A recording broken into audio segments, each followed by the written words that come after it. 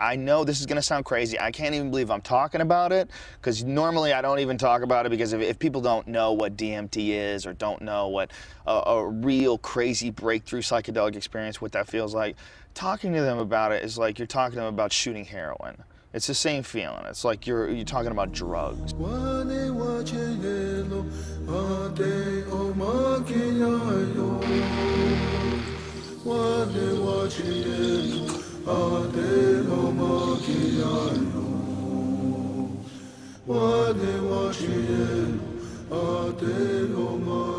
This is a place where 75 years ago, when World War II was going on, they were handing out tax stamps.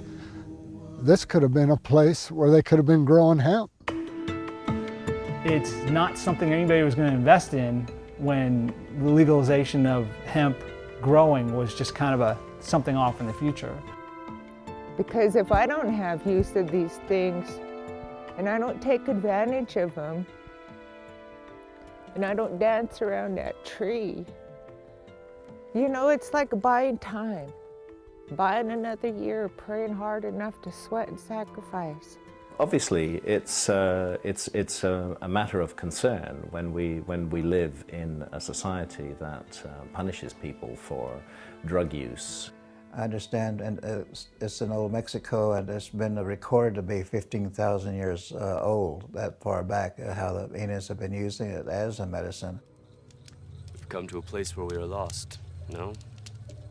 When an Indian is lost, he must reach into the spirit world to find a way. Charles, what is that? Peyote. For me, the medicine, it makes you well. In other words, it makes you throw up to get rid of your garbage that you carry, mental and physical garbage. And I've been well a couple of times like that. Wow, this is great. So to investigate this possibility, when I got interested in this mystery, I went down to the Amazon, where there are still surviving shamanistic cultures today, and where they drink the powerful visionary brew ayahuasca, of which the active ingredient is dimethyltryptamine, DMT, which is actually closely related at the molecular level to psilocybin. Everybody that I've ever met that's done DMT comes back and just goes, whoa. Like, whoa.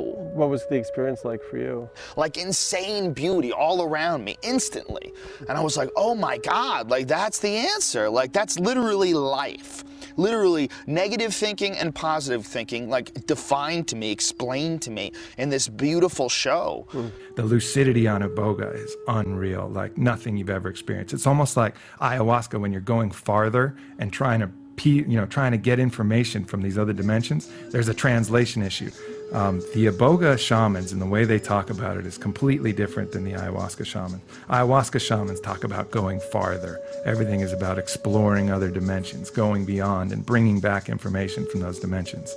And the Bwiti shamans, they talk about going deeper, like going farther inside yourself, because inside of you is a soul that has access to infinite knowledge. My experience has been even people who are really fascinated by Indian culture and indigenous culture, there tends to still be a kind of like patronizing attitude or distance from the culture, rather than really recognizing that, you know, we may have things to learn from these cultures that are absolutely necessary to our near-term survival.